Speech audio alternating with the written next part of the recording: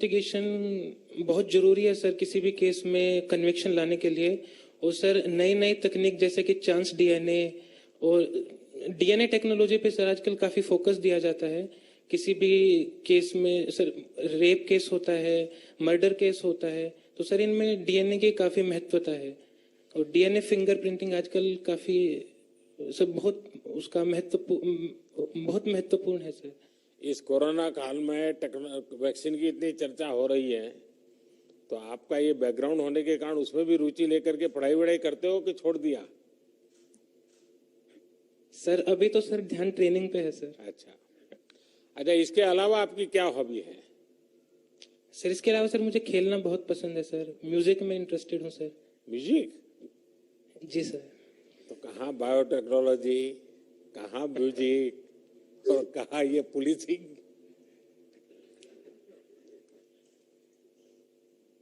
Sir हमारी hobbies ये policing जैसे जो टफ और डिमांडिंग काम में एक प्रकार से बहुत मदद भी कर सकती है, और संगीत है तो और ज्यादा मदद कर सकता है। जी सर। देखिए अनुज, मैं आपको आपके आने वाले जीवन और कैरियर के लिए बधाई देता हूं। आप हरियाणा के रहने वाले हैं और आप केरल कैडर में काम करेंगे। आपने आईआईटी से शिक्षा की और सिविल सर्विस में ह्यूमैनिटीज को चुना। आप ऐसी सेवा में हैं जो कठोर मानी जाती है, और आपको संगीत से भी प्रेम है। पहली नजर में ये विरोधाभास लग सकते हैं, लेकिन ये आपकी बहुत बड़ी ताकत भी बन सकते हैं। अपनी इस ताकत को आप पुलिस सेवा में बेहतर लीडरशिप देने के लिए काम में लाएंगे, यही मेरी शुभकामना है। धन्यवाद सर। जय हिंद सर। जय हिंद। धन्यवाद श्रीमान। अब मैं अनुरोध करूंगी अपने साथी प्रशिक्षु अधिकारी श्री रोहन जगदीश से कि वो अपना परिचय दें और अपना आपके साथ वार्तालाप शुरू करें। जय हिंद श्रीमान, मेरा नाम रोहन जगदीश है। मैं भारतीय पुलिस सेवा 2019 बैच का प्रशिक्षु अधिकारी हूँ। मुझे कर्नाटक कैडर आवंटित हुआ है। मैं बैंगलोर का मूल निवासी हूँ और मैं बैंगलोर विश्वविद्यालय का यूनिवर्सिटी लॉ कॉलेज से लॉ डिग्री का स्नातक हूँ। मेरा पहला प्रथम पसंद भारतीय पुलिस सेवा था। इसके मुख्य कारण मेरा पिताजी थे। उन्होंने कर्नाटक राज्य के पुलिस में 37 साल का सेवा किया है। ये मेरे बहुत गर्व के बात है। तो मैंने भी उनके तरह भारतीय पुलिस सेवा में मेरा सेवा करने के लिए मैं इस सेवा का चुना हूँ। जय हिंद श्रीमान। रोहन जी, आप बंगलुरु के हैं, हिंदी भी काफी सीख ली हैं और एक लॉ ग्रेजुएट भी हैं। आपने पॉलिटिक्स और इंटरनेशनल रिलेशंस को भी अध्ययन किया है। इस ज्ञान का आप आज की पुलिस व्यवस्था में क्या रोल देखते हैं? श्रीमान, मैं जब ट्रेनिंग में ज्वाइन किया था उस टाइम पे ही मैं हिंदी सीखा है, तो मैं इसके लिए बहुत ट्रेनिंग के लिए आभारी हूँ। और मैं पॉलिटिकल साइंस और इंटरनेशनल सीखते वक्त मैं दुनिया अभी बहुत छोटे लग रहा है ग्लोबलाइजेशन के द्वारा, तो इसलिए हम हर तरह पुलिस एजेंसीज और दूसरे राज्यों के साथ भी इंटरपोल के द्वारा काम करने का मौका मिलेगा। तो हमारा क्राइम डिटेक्शन और इन्वेस्टिगेशन अभी साइबर क्राइम्स के द्वारा क्राइम्स सिर्फ इंडिया को ही लोकलाइज नहीं है बट इंटरनेशनल भी है। तो इस नॉलेज से रिलेशंस रखना और अन्य क्राइम्स को सॉल्व करना, international cross border terrorism, Naxalism और ड्रग्स का मामले में सॉल्व करना उपयोग होता है। श्रीमान, हम अक्सर पुलिस एकेडमी में मुश्किल फिजिकल ट्रेनिंग के बारे में सुना करते हैं। आपको जो ट्रेनिंग मिली, आपको क्या लगता है? क्योंकि आपने अपने पिताजी को देखा है, जिंदगी पूरी आपकी ये पुलिस बेड़े के बीच में ही बीती है, लेकिन आप स्वयं खुद इस ट्रेनिंग में आए, तो आपको क्या फील हो रहा है? मन में एक संतोष हो रहा है? आपके पिताजी ने जो आपसे अपेक्षाएं की होगी उसको पूरा करने के लिए क्षमताएं आपकी दिखती होगी, और आप पिताजी कंपैरिजन करते होंगे कि उनके ज़माने में ट्रेनिंग कैसी होती थी, आपके ज़माने में कैसी होती है, तो आपके दोनों के बीच में थोड़ी भिड़ंत भी होती होगी। सर, मेरे पिताजी मेरा रोल मॉडल भी है और उन्होंने कर्नाटक पुलिस में सब इंस्पेक्टर के रूप में ज्वाइन किया थे और 37 साल के बाद वो एसपी के रैंक में रिटायर भी हो चुका है सर। तो जब मैं एकेडमी पहुंचा था उन्होंने बोला था कि पुलिस ट्रेनिंग बहुत कठिन होता है और बहुत मेहनत करना पड़ेगा। तो मैं आते अंदर एक माइकल एंजेलो का एक वाक्य लिखा है सर, उसमें बोला है हम सबके अंदर एक स्टैचू ऑलरेडी है, एक शिल्प है, हम एकेडमी के द्वार उस शिल्प को एक स्टोन से निकालना पड़ता है। ऐसे ही हमारा निर्देशक सर और हमारा सब फैकल्टी हमको ट्रेन करके हमारा बेहतरीन शिल्प बनाया है। तो हम इस शिल्प लेके हमारा देश को सेवा करेंगे सर। अच्छा, इस ट्रेनिंग को और बेहतर करने के लिए क्या करना चाहिए, कोई सुझाव है मन में? सर अभी ऑलरेडी बहुत बेहतर है। मैं पहले सुना है कि बहुत कठिन था। अब हमारा नया निर्देशक आने के बाद और सब चेंजेस हो चुका है और हमारे सोच रखकर ही ट्रेनिंग कर रहा है और हमको इंटरनेशनल स्टैंडर्ड्स पर ट्रेनिंग कर रहा है। तो मैं बहुत खुश हूँ इस ट्रेनिंग से। रोहन जी, मुझे बताया गया है कि आप अच्छे स्विमर हैं और आपने एकेडमी के पुराने सारे रिकॉर्ड भी तोड़ दिए हैं। जाहिर है आप आजकल ओलंपिक्स में भारत के खिलाड़ियों के अच्छे प्रदर्शन को भी बराबर फॉलो कर रहे होंगे। आने वाले समय में रहे होते हैं और इस परिस्थिति में ये जरूरी हो जाता है, अति आवश्यक है कि हम संयम बरतें।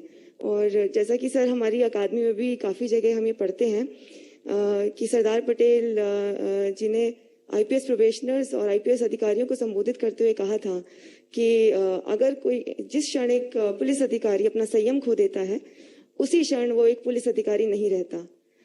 तो सर, और इस ट्रेनिंग के दौरान सर, चाहे वो अकादमी में हो या चाहे वो जिले की जो व्यवहारिक प्रशिक्षण था उसके दौरान हो, ये लगातार एहसास होता रहा कि जो पुलिस के आदर्श हैं, जो मूल्य हैं, जैसे कि धैर्य हो, संयम हो या साहस हो, उसका सर मुझे लगातार आभास होता रहा।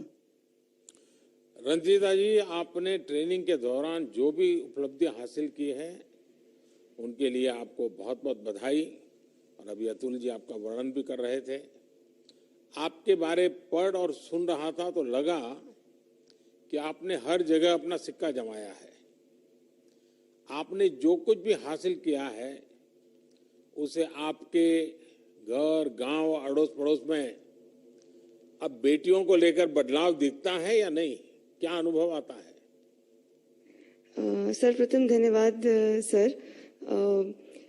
सर आसपास जो परिवार है, परिवारगण है, मित्रगण है, समाज है, सर हमारे जैसे ही सिलेक्शन के बाद में पता चला कि सिलेक्शन हुआ है तो विभिन्न वर्गों से सर कॉल्स आए कि आप आइए और हमारे यहाँ बच्चों से बातचीत कीजिए। और उसमें विशेषतः सर जो गर्ल चाइल्ड था सर, उस पर फोकस रहा कि आप उनसे बात कीजिए क्योंकि आप एक मोटिवेशन, एक रोल मॉडल की तरह एक्ट कर सकते हैं। सर यही अनुभव मेरा जिले में भी रहा। वहाँ पर भी काफ़ी बार ऐसा अवसर आया जहाँ पर मुझे बुलाया गया कि मैं विशेषतः महिला स्टूडेंट से बात करके उनको मोटिवेट करूं, उनको इंस्पायर करूं।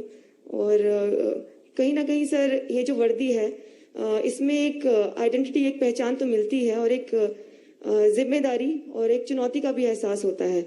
और अगर एक महिला को वो वर्दी में देखते हैं और इससे उनको कहीं ना कहीं थोड़ा भी मोटिवेशन और इंस्पिरेशन मिलता है सर, ये मेरे लिए असली उपलब्धि रहेगी। रंजिता जी, आपकी योग में भी बहुत रुचि है। आपने जो पढ़ाई की उससे लगता है कि आप पत्रकारिता क्षेत्र में आगे बढ़ना चाहती थी, तो फिर इस रास्ते में आप कैसे पहुंच गई? सर यहाँ पर भी एक कहानी है। सर मुझे लगता है कि मैंने निजी क्षेत्र में काम किया है इससे पहले लगभग 8-9 साल, परंतु सर मैं कुछ ऐसा एक काम करना चाहती थी जिसका असर मुझे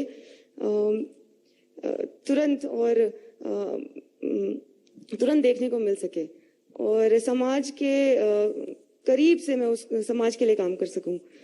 सर क्योंकि निजी क्षेत्र में आपका दायरा बहुत सीमित रहता है, तो वहां पर उसका वो व्यापक तरीके से आप अपनी छाप नहीं छोड़ सकते हैं। तो प्रशासनिक सेवा हो या पुलिस सेवा हो सर, ये आपको ये मौका देती है। और जहाँ तक वर्दी का सवाल है सर, तो इसमें तो मुझे ये बेहद ही जिम्मेदारी और सम्मान की बात है कि मुझे भारतीय पुलिस सेवा का हिस्सा होने का अवसर मिला है। अच्छा रंजीता जी, आपने अपने लिए कोई ऐसा लक्ष्य तय किया है जो आप देश की पुलिस व्यवस्था को बेहतर बनाने के लिए जरूर अमल में लाना चाहेगी? सर, पुलिस को मुझे याद है सर, पिछली दफा जब आपका ये इंटरेक्शन हुआ था तो आपने कहा था जहां पुलिस की बात आती है वहां पर डंडा बल इसके प्रयोग की बात आती है। तो सर, अगर मैं फील्ड में जाकर पुलिस की छवि को सुधारने, उसको बेहतर करने, उसमें किसी भी प्रकार का अगर योगदान दे पाऊंगी, पुलिस को एक्सेसिबल बनाने के लिए, पुलिस स्टेशंस को एक्सेसिबल बनाने के लिए, ओवरऑल जो इमेज है पुलिस की, अगर उसको जरा भी इम्प्रूव करने में अगर मेरा योगदान रहा सर, वो मेरे लिए एक बड़ी उपलब्धि रहेगी और मेरा लक्ष्य भी रहेगा। रंजीता जी, जो मैंने आपके विषय में जाना सुना, आपको एक मैं ऐसे ही एडवाइस देना चाहूंगा कि वो अपनी ड्यूटी से जुड़ा हुआ नहीं है। आपको जहां भी ड्यूटी का अवसर मिले, सप्ताह में 1 घंटा किसी न किसी गर्ल्स स्कूल में जाकर के उन बच्चियों से ऐसे ही गपशप कीजिए। ये जीवन भर इस क्रम को बनाए रखिए। सप्ताह में 1 घंटा किसी न किसी गर्ल्स स्कूल में जाना, उन बच्चियों से मिलना, बातें करना, उनसे चर्चा करना। और दूसरा, हो सके अगर योगा की आपकी प्रैक्टिस कंटिन्यू रहती है तो कहीं खुले बगीचे में बच्चियों के लिए योगा का एक आध क्लास भी चलाइए, जिसमें आप बीच बीच में जाया करें, ऑर्गेनाइज करें। ये आपकी ड्यूटी के सिवाय कुछ काम कीजिए, आप देखिए इसका असर कुछ ज्यादा ही होगा। खैर, आपसे जो जो बातें हुई हैं, मैं आपको बहुत बहुत शुभकामनाएं देता हूं। देखिए, हरियाणा हो या राजस्थान, हम सभी जानते हैं कि बीते कुछ वर्षों में बेटियों को आगे बढ़ाने में काफी काम हुआ है। आप इन दोनों राज्यों में सामाजिक चेतना की लहर को मजबूत करने में अपनी भूमिका बहुत बखूबी से निभा सकती है। आपकी जो कम्युनिकेशन की पढ़ाई है, जो समझ है, वो आज पुलिस की एक बहुत बड़ी जरूरत है। उम्मीद है कि इसका भी आप भरपूर प्रयोग आने वाले समय में करेगी। मेरी आपको बहुत बहुत शुभकामनाएं हैं।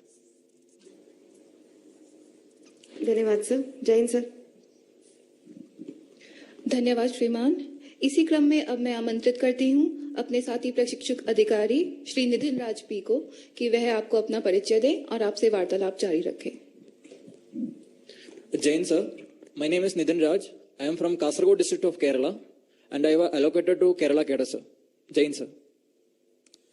I have been to Kerala many times. I am told that you have a keen interest in photography. Yes sir. Which are the places that you like most in Kerala for photography? Sir, especially the Western Ghats part sir, and I am belongs to the district of Kasaragod and we have a lot of forts, Bekal Fort and the parts of Western Ghats also I would like to shoot sir.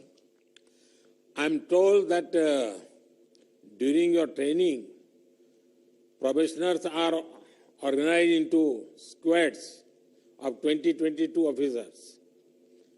What has been your experience with your squad? Sir, actually, when we are in the squad, we are realizing that we are not alone in the academy. We are supported by a lot of colleagues. And because of that, initially we were thought that because of the many of heavy outdoor activities, we won't be able to do that. That was the initial impression many of us had. But because of the support of our squad mates, we could achieve everything. Even we could thought of that we can do beyond that. Even the 40-kilometer route march or the 16-kilometer run that we did, that is all because of the support from the squad mates, sir. Nitinji, I am told that you like teaching also. Do continue to pursue this passion of yours when in service. This will also help you develop a deep connect with people. Yes, sir, I wanted to pursue that also, sir. Like, I think for creating awareness in the society, a police officer should know how to communicate to the society. I think teaching is one of the way so with which we can communicate properly with the students and with the general public, sir. Wish you all the best. Thank you, sir. Jai Hind, sir. जय हिंद। इसी श्रृंखला को आगे बढ़ाते हुए अब मैं आमंत्रित करती हूँ डॉक्टर नवजोत सिमी को कि वह महोदय के सामने अपना परिचय रखें और वार्तालाप को जारी रखें। जय हिंद श्रीमान, मेरा नाम नवजोत सिमी है। मैं पंजाब के गुरदासपुर जिले से हूँ और मुझे बिहार काडर आवंटित हुआ है। सर, मैंने डेंटल सर्जरी में स्नातक की डिग्री लुधियाना से की है। मेरी डिस्ट्रिक्ट ट्रेनिंग पटना में हुई और इसी दौरान महिला पुलिस कर्मचारियों की बढ़ती संख्या, साहस और प्रेरणा से मैं काफी उत्साहित हुई। जय हिंद श्रीमान। नवजोत जी, आपने तो लोगों को दांत दर्द से राहत दिलाने के लिए दांतों की सेहत ठीक करने का जिम्मा उठाया था। ऐसे में देश के दुश्मनों के दांत खट्टे करने का रास्ता आपने क्यों चुना?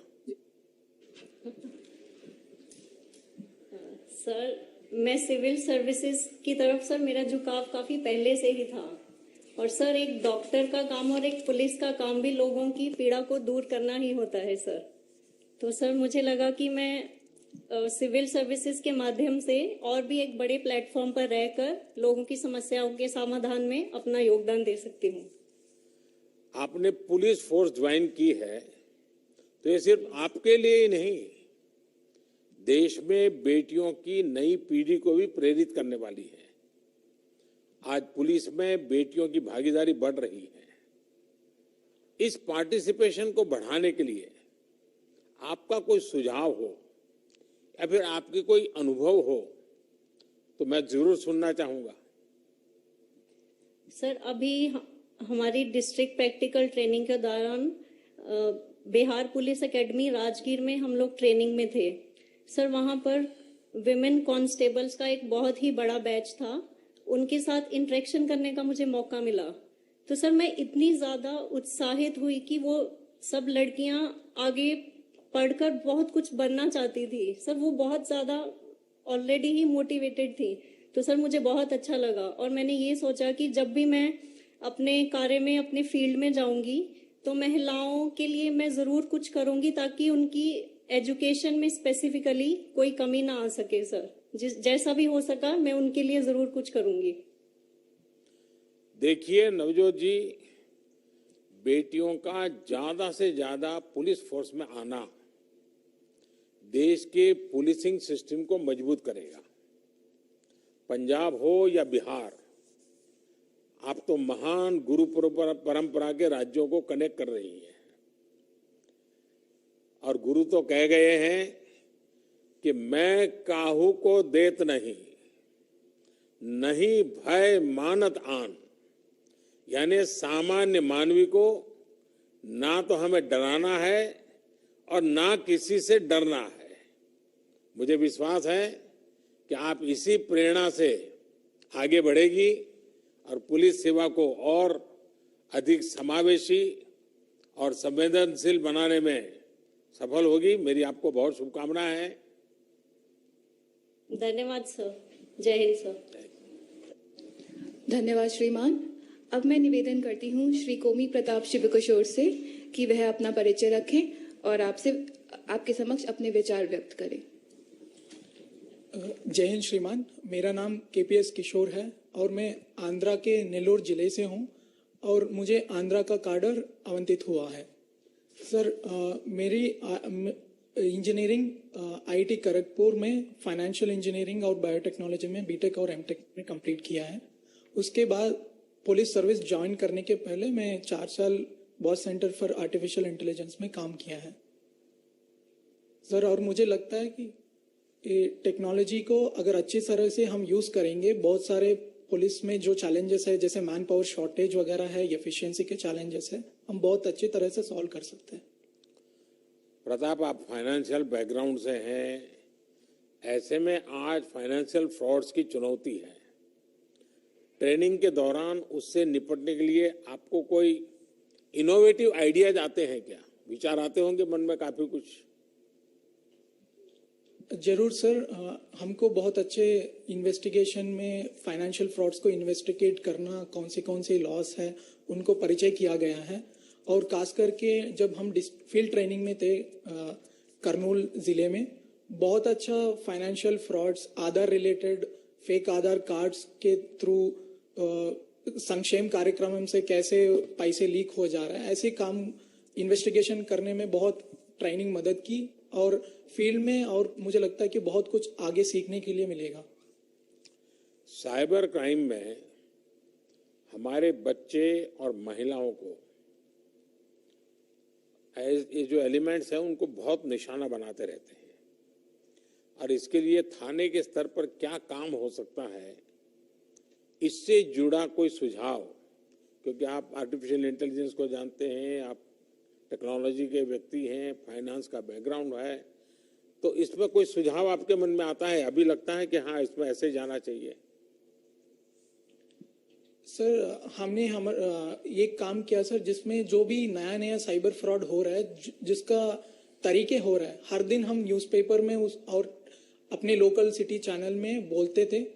और यही काम हम जो वल्नरेबल ग्रुप्स है, जैसे कॉलेजेस है, जो नया नया स्मार्टफोन लेके आ रहे हैं, और उनको हर हफ्ते एक सेशन ऐसे करते थे। और दूसरा, कंटिन्यूअसली महीने में एक बार एक वेबिनार जैसे कंडक्ट करते थे, जहां लोग अपने मन से ज्वाइन करते थे। और सबसे ज्यादा मुझे लगता है कि ये जो क्राइम जिस हिसाब से होता है, उसको हम लोगों तक पहुंचाना है, ताकि वो पहले ही जागरूक हो। देखिए प्रताप, डिजिटल टेक्नोलॉजी बहुत इंक्लूसिव टेक्नोलॉजी है जो सबको जोड़ती है, और गरीब, वंचित, शोषित तक भी सुविधा और संसाधन पहुंचाने में बहुत मददगार है, और ये हमारा भविष्य भी है। लेकिन इसके साथ साथ इसमें साइबर क्राइम को भी बहुत बड़ा खतरा बना दिया है। विशेष रूप से फाइनेंशियल फ्रॉड्स एक बड़ी चुनौती है। इसलिए अपराध को थानों, जिलों, राज्यों की सीमा से बाहर निकालकर नई राष्ट्रीय और अंतर्राष्ट्रीय चुनौती बना दिया है। इससे निपटने के लिए सरकार अपने स्तर पर अनेक कदम उठा रही है, लेकिन इसमें पुलिस को भी नित नए इनोवेशन करने होंगे। डिजिटल अवेयरनेस को लेकर थाने के स्तर पर विशेष अभियान चलाए जा सकते हैं। इसके अलावा मेरी आप सभी युवा अफसरों से ये आग्रह रहेगा कि आपके पास भी अगर इस विषय में कोई सुझाव हो तो आप मेरे तक जरूर पहुंचाइए, होम मिनिस्ट्री तक पहुंचाइए, क्योंकि आज ये जो यंग फोर्स हैं, जिनको इसका बैकग्राउंड होने के कारण उनके विचार इस लड़ाई में बहुत काम आ सकते हैं। चलिए प्रताप, बहुत बहुत शुभकामनाएं आपको। जय हिंद सर। धन्यवाद श्रीमान। अब मैं मित्र राष्ट्र मालदीव के पुलिस अधिकारी श्री मोहम्मद नाजिम से अनुरोध करती हूं कि वे माननीय प्रधानमंत्री जी से अपने अनुभव साझा करें। Good morning, Honorable Prime Minister, sir. I am Chief Inspector of Police Mohammad Nazim from Maldives Police Service. It is a matter of great pride and privilege to have an opportunity to speak about my experiences in the memorable journey in Sardar Vallabhbhai Patel National Police Academy with 2019 batch of Indian Police Service.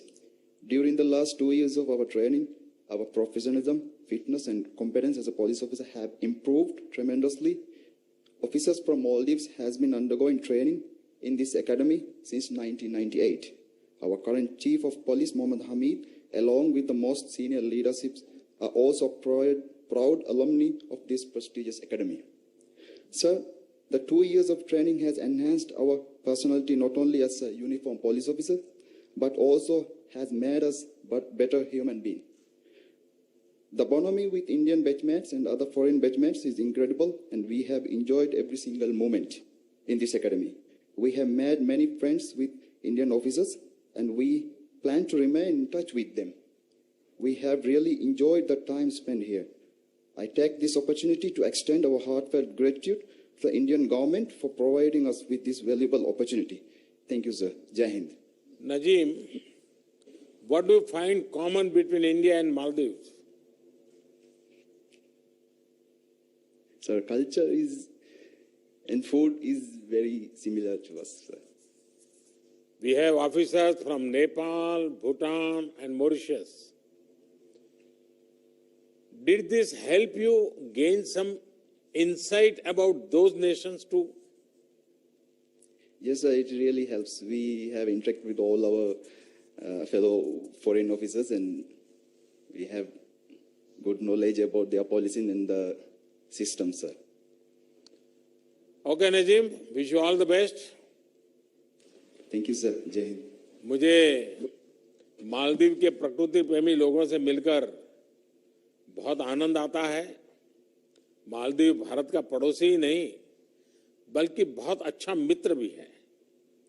Bharat Maldives में police academy बनाने में भी सहयोग कर रहा है और अब तो मालदीव क्रिकेट के लिए भी अपने आप को तैयार कर रहा है। मालदीव और भारत के सामाजिक और व्यापारिक रिश्ते भी हैं।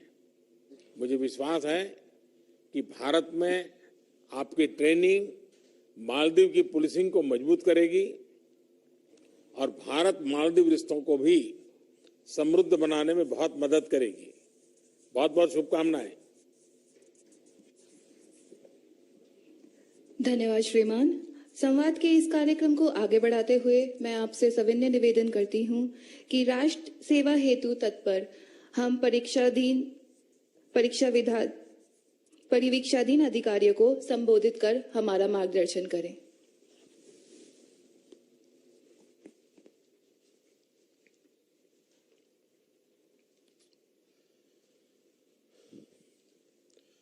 आप सभी से बात कर मुझे बहुत अच्छा लगा। मेरा हर साल ये प्रयास रहता है कि आप जैसे युवा साथियों से बातचीत करूं, आपके विचारों को लगातार जानता रहूं, आपकी बातें, आपके सवाल, आपकी उत्सुकता मुझे भी भविष्य की चुनौतियों से निपटने में मदद करती है। साथियों, इस बार की ये चर्चा ऐसे समय हो रही है जब भारत अपनी आजादी के 75 वर्ष का अमृत महोत्सव मना रहा है। इस साल की 15 अगस्त की तारीख अपने साथ आजादी की 75वीं वर्षगांठ लेकर के आ रही है। बीते 75 सालों में भारत ने एक बेहतर पुलिस सेवा के निर्माण का प्रयास किया है। पुलिस ट्रेनिंग से जुड़े इंफ्रास्ट्रक्चर में भी हाल के वर्षों में बहुत सुधार हुआ है।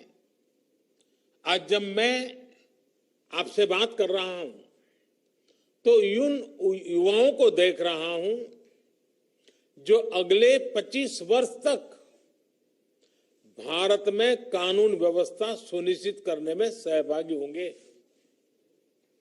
ये बहुत बड़ा दायित्व है। इसलिए अब एक नई शुरुआत, एक नए संकल्प के इरादे के साथ आगे बढ़ना है। साथियों, मुझे बहुत जानकारी तो नहीं कि आप में से कितने लोग दांडी गए हुए हैं या फिर कितनों ने साबरमती आश्रम देखा है, लेकिन मैं आपको 1930 की दांडी यात्रा की याद दिलाना चाहता हूं। गांधी जी ने नमक सत्याग्रह के दम पर अंग्रेजी शासन की नींव हिला देने की बात कही थी। उन्होंने ये भी कहा था कि जब साधन न्यायपूर्ण और सही होते हैं तो भगवान भी साथ देने के लिए उपस्थित हो जाते हैं। साथियों, एक छोटे से जत्थे को साथ लेकर महात्मा गांधी साबरमती आश्रम से निकल पड़े थे। एक एक दिन बीतता गया और जो लोग जहां थे वो नमक सत्याग्रह से जुड़ते चले गए। 24 दिन बाद जब गांधी जी ने दांडी में अपनी यात्रा पूरी की तो पूरे देश, एक प्रकार से पूरा देश उठ करके खड़ा हो गया था। कश्मीर से कन्याकुमारी, अटक से कटक, पूरा हिंदुस्तान चेतनवंत हो चुका था। उस मनोभाव को याद करना, उस इच्छा शक्ति को याद करिए। इसी ललक ने, इसी एकजुटता ने भारत की आजादी की लड़ाई को सामूहिकता की शक्ति से भर दिया था। परिवर्तन का वही भाव, संकल्प में वही इच्छा शक्ति आज देश आप जैसे युवाओं से मांग रहा है। 1930 से 1947 के बीच देश में जो ज्वार उठा, जिस तरह देश का युवा आगे बढ़कर आए, एक लक्ष्य के लिए एकजुट होकर पूरी युवा पीढ़ी जुट गई। आज यही मनोभाव आपके भीतर भी अपेक्षित है। हम सबको इस भाव में जीना होगा, इस संकल्प के साथ जुड़ना होगा। उस समय देश के लोग, खास करके देश के युवा, स्वराज्य के लिए लड़े थे। आज आपको सुराज्य के लिए जी जान से जुटना है। उस समय लोग देश की आजादी के लिए मरने मिटने को तैयार थे। आज आपको देश के लिए जीने का भाव लेकर आगे चलना है। 25 साल बाद जब भारत आजादी के 100 वर्ष पूरे होंगे, तब हमारी पुलिस सेवा कैसी होगी, कितनी सशक्त होगी, वो आपके आज के कार्यों पर भी निर्भर करेगी। आपको वो बुनियाद बनानी है जिस पर 2047 के भव्य अनुशासित भारत की इमारत का निर्माण होगा। समय ने इस संकल्प की सिद्धि के लिए आप जैसे युवाओं को चुना है और मैं इसे आप सभी का बहुत बड़ा सौभाग्य मानता हूं। आप एक ऐसे समय पर करियर शुरू कर रहे हैं जब भारत हर क्षेत्र, हर स्तर पर ट्रांसफॉर्मेशन के दौर से गुजर रहा है। आपके कैरियर के आने वाले 25 साल भारत के विकास के भी सबसे अहम 25 साल होने वाले हैं। इसलिए आपकी तैयारी, आपकी मनोदशा इसी बड़े लक्ष्य के अनुकूल होनी चाहिए। आने वाले 25 साल आप देश के अलग अलग हिस्सों में अलग अलग पदों पर काम करेंगे, अलग अलग रोल निभाएंगे।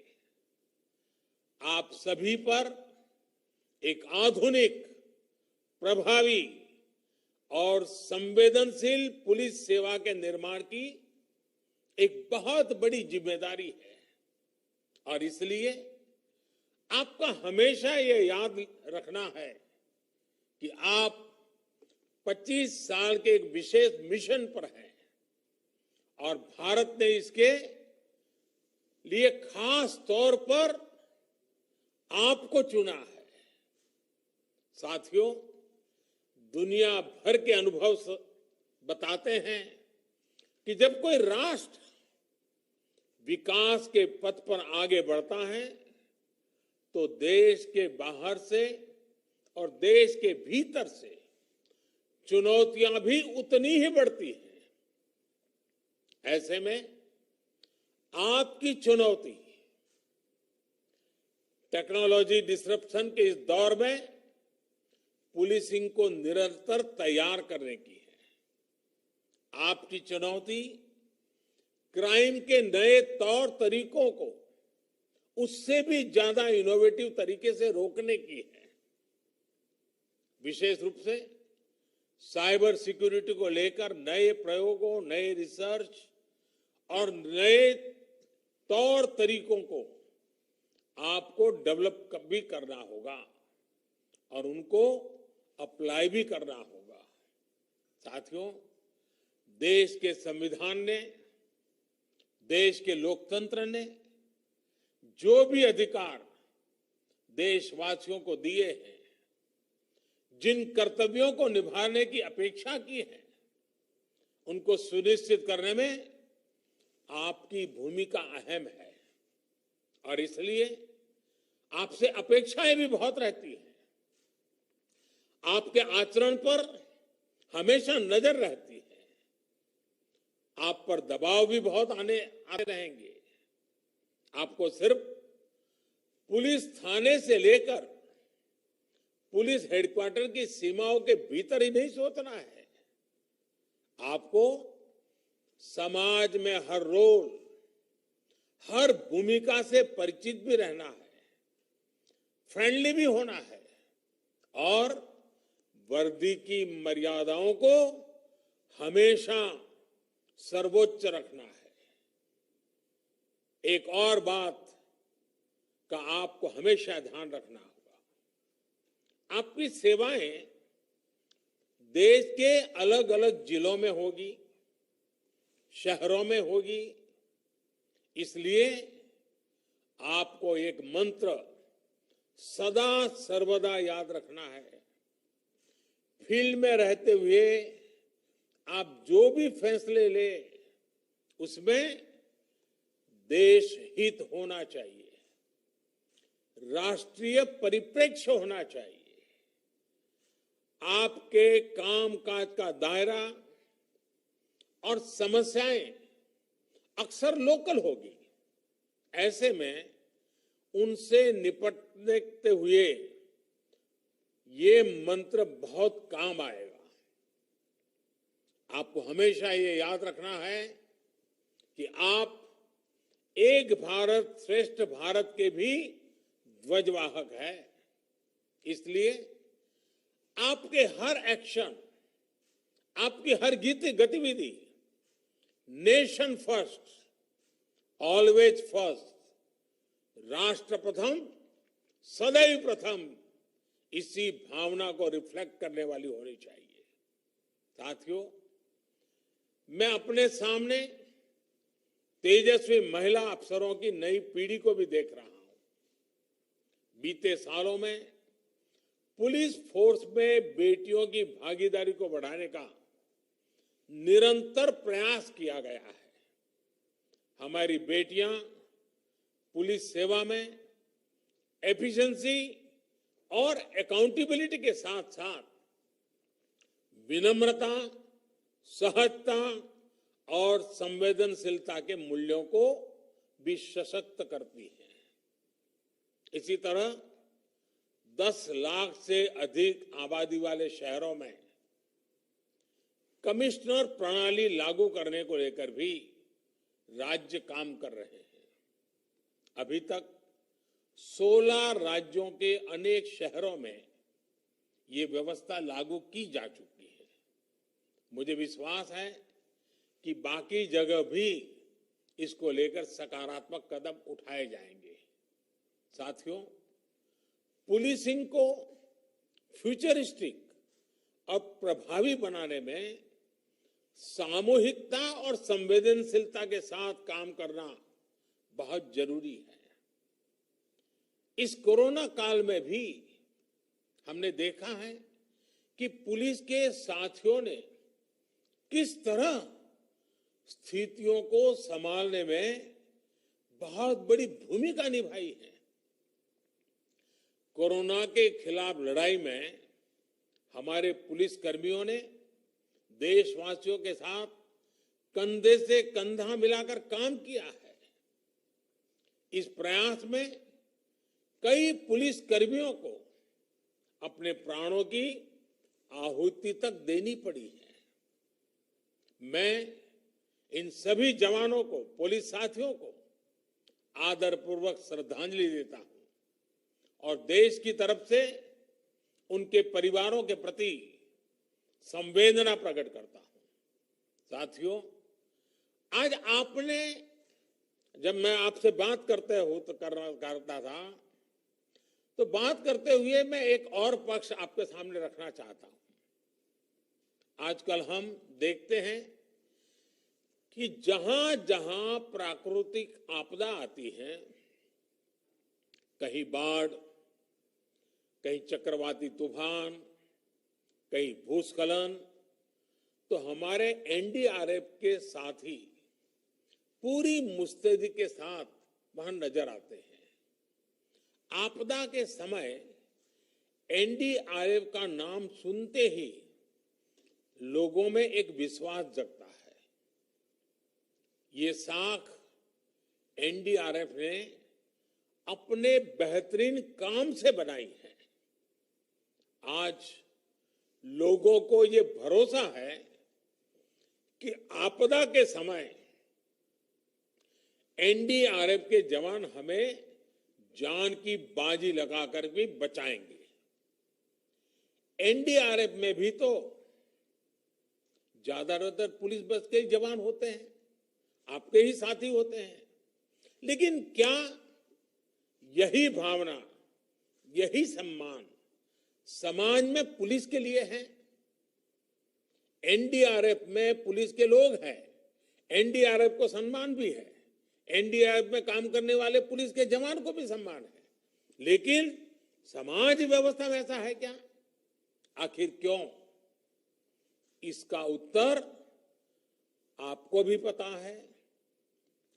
जनमानस में ये जो पुलिस का नेगेटिव परसेप्शन बना हुआ है, ये अपने आप में बहुत बड़ी चुनौती है। कोरोना काल की शुरुआत में महसूस किया गया था कि ये परसेप्शन थोड़ा बदला है, क्योंकि लोग जब वीडियो देख रहे थे, सोशल मीडिया में देख रहे थे, पुलिस के लोग गरीबों की सेवा कर रहे हैं, भूखे को खिला रहे हैं, कहीं खाना पका करके गरीबों को पहुंचा रहे हैं, तो एक समाज में पुलिस की तरफ देखने का, सोचने का वातावरण बदल रहा था। लेकिन अब फिर वही पुरानी स्थिति हो गई है। आखिर जनता का विश्वास क्यों नहीं बढ़ता? साख क्यों नहीं बढ़ती? साथियों, देश की सुरक्षा के लिए, कानून व्यवस्था बनाए रखने के लिए, आतंक को मिटाने के लिए हमारे पुलिस के साथी अपनी जान तक न्यौछावर कर देते हैं। कई कई दिन तक आप घर नहीं जा पाते। त्योहारों में भी आप अक्सर आपको अपने परिवार से दूर रहना पड़ता है।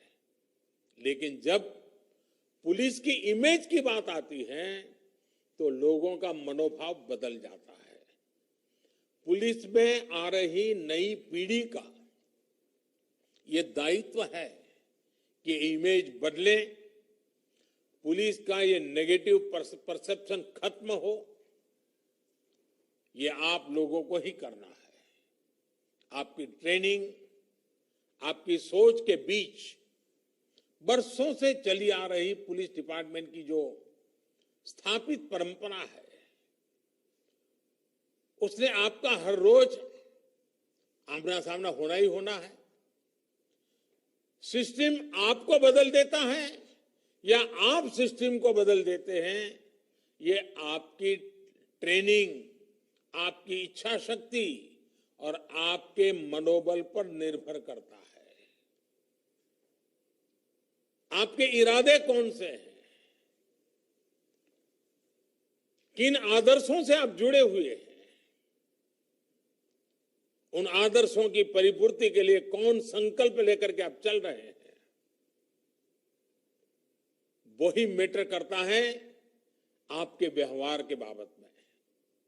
ये एक तरह से आपकी एक और परीक्षा होगी और मुझे भरोसा है आप इससे भी सफल होंगे, जरूर सफल होंगे।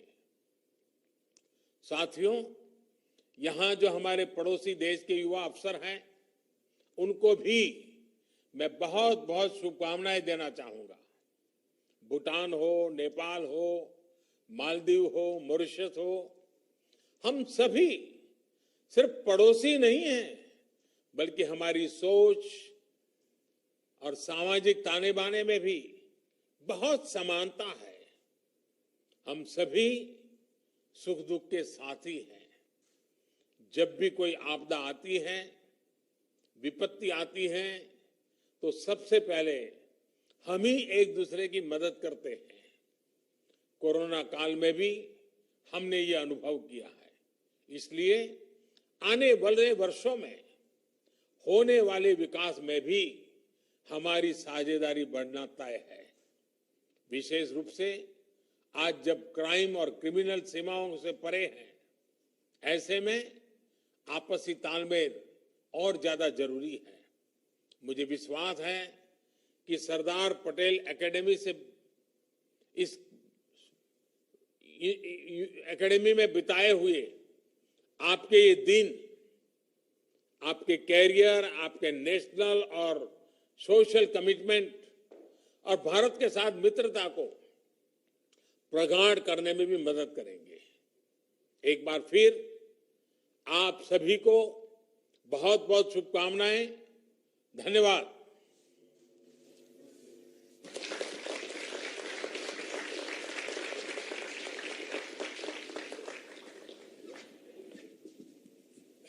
श्रीमान, आपके प्रेरणादायी और पथ प्रदर्शक उद्बोधन के लिए मैं आभारी हूँ।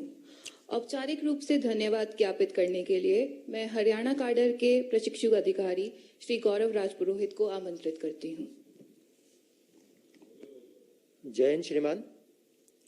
माननीय प्रधानमंत्री महोदय, गृह मंत्री महोदय, गृह राज्य मंत्री महोदय, माननीय गृह सचिव तथा माननीय सचिव सीमा प्रबंधन और आज के समारोह में उपस्थित समस्त अधिकारीगण, मैं गौरव राजपुरोहित भारतीय पुलिस सेवा के 2018 बैच का परिवीक्षाधीन अधिकारी सरदार वल्लभ भाई पटेल राष्ट्रीय पुलिस अकादमी की ओर से धन्यवाद ज्ञापित करते हुए अत्यंत हर्ष की अनुभूति कर रहा हूं। महोदय, आपने हमारे साथी प्रशिक्षु अधिकारियों के साथ उनके संवाद करके और उनके अनुभवों को धैर्यपूर्वक सुनने हेतु मैं आपका आभार व्यक्त करता हूं। महोदय, आपका प्रेरणादायी संबोधन हमें आने वाले समय में लोक सेवा के प्रति प्रतिबद्ध रहने तथा आधारभूत मूल्यों को संजोए रखने हेतु मार्गदर्शन प्रदान करता रहेगा। महोदय, मैं आपको आश्वस्त करना चाहूँगा कि हम आपके जताए गए विश्वास पर खरे उतरेंगे तथा संवैधानिक और लोकतांत्रिक मूल्यों को अक्षुण्ण बनाए रखने के लिए कार्य करते रहेंगे और आज़ाद भारत के नए सपनों को साकार करने में योगदान देंगे। मुझे आपको बतलाते हुए बहुत हर्ष हो रहा है कि राष्ट्रीय पुलिस अकादमी ने सभी युवा अधिकारियों में आपके द्वारा बतलाए गए वांछित गुणों और मूल्यों को बेहतरीन ढंग से संवर्धित किया है। ये अधिकारी आने वाले 25 वर्षों में देश के विकास में निर्णायक भूमिका अदा करेंगे। जैसा आपने बताया, हम पुलिस की साख सुधारने तथा नकारात्मक छवि को बदलने के लिए अपना पूर्ण प्रयास करेंगे और जब तक ये नहीं कर लेते तब तक हम आराम से नहीं बैठेंगे, चैन से नहीं बैठेंगे। इसी प्रण के साथ महोदय, आपने अपनी व्यस्त दिनचर्या से हमारे लिए समय निकाला, हम सभी प्रशिक्षु अधिकारियों के साथ संवाद किया और हमारा मार्गदर्शन किया। इसके लिए मैं सरदार वल्लभ भाई पटेल राष्ट्रीय पुलिस अकादमी 71वें और 72वें आरआर के प्रशिक्षु अधिकारियों तथा 4 मित्र राष्ट्रों के प्रशिक्षु अधिकारियों की ओर से आपकी गरिमामय उपस्थिति और आपके प्रेरणादायी संबोधन के लिए हृदय तल की गहराइयों से कोटि कोटि आभार व्यक्त करता हूँ। धन्यवाद श्रीमान। जय हिंद।